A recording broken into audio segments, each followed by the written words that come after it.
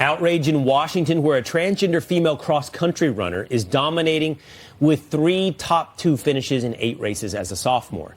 The year before, while competing with the boys, the student never finished ahead of 25th place. Yeah, so this is in Washington State. It's a sophomore who, by the way, Washington State now has no requirement for hormone suppression or anything like that. So at this point, if you're in Washington State, their athletic association says, if you're a girl, if you're a boy, and you want to compete in girls' sports, there's no barriers at all. And so this particular runner, had he been running with the boys, would have come in 145th place. Instead, finished in 2nd place. Yeah. So the message to women is that the best women are men. It's a really bizarre thing. Feminism is dead. I don't know why the feminist movement that is so obsessed with the right to kill your offspring doesn't jump in here and see that this is a bigger threat to our gender than anything else. I mean, it's absolutely unbelievable.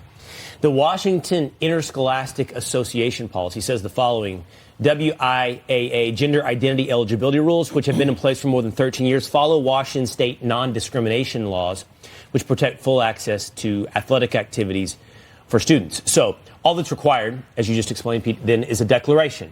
I am You X. identify as. I am Y. Yeah. I can be X or Y and compete as X or Y. That is the logical end state of this idea of gender identity. They've totally gotten rid of biological sex, right? Everything you read about is gender. Pay attention to those words a lot, because they don't say, we use them interchangeably, but for the left, gender is used to say there's no binary, man and woman. It's all a spectrum. And once you go on down that train, then how do you stop? From someone who says, no, I identify this way. You have nothing to stand on to tell them they're wrong.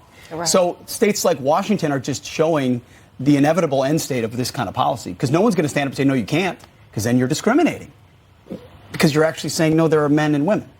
It sounds confusing, but that's how we got to this place. So you interviewed some of the young athletes. These were athletes from another state involved in a lawsuit because she has to run against males and doesn't like it. Here's a portion of it. It's not just unfair competition. It leaves athletes feeling deflated, unmotivated, and not feeling like there's no chance for us. When you're competing, especially in collegiate athletics, every female athlete out there is making so many sacrifices to be there. We're not there for participation trophies. This is going to continue unless we step up and we restore fairness and a level playing field to women's sports.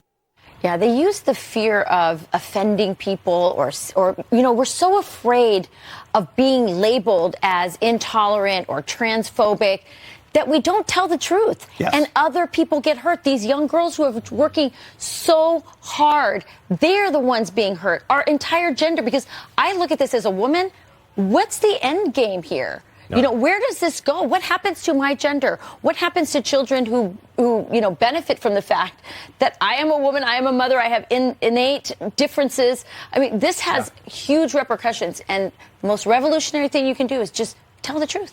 Yeah, right. That's absolutely true.